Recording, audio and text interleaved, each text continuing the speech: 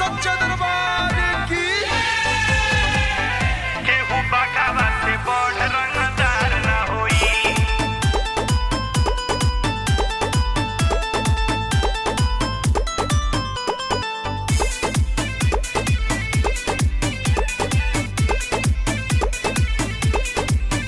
पापी पाप को के कवनो फरार ना होई। फरार ना होई माई।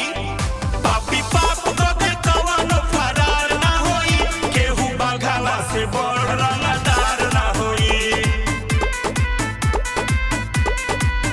जदि चाहिदी तो कहीं अत्याचार ना होई। जदि चाहिदी तो कहीं अत्याचार ना होई। केहू बगावा से बढ़ रंगदार ना होई। केहू बगावा से बढ़ रंगदार ना होई।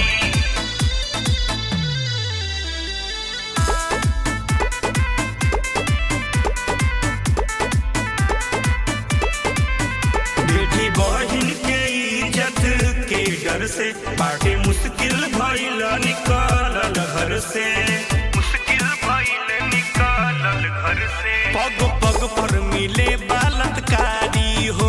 माई बुझ दुखियन के लाचारी हो। छाती चीर दे कब बलात्कार ना होई। बलात्कार ना होई। छाती चीर दे कब बलात्कार ना होई। केहू बगावा से बढ़ रंगदार ना होई।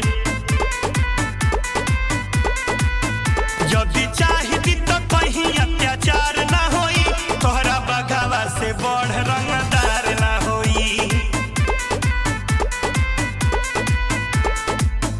केहू बगावा से बढ़ रंगदार ना होई।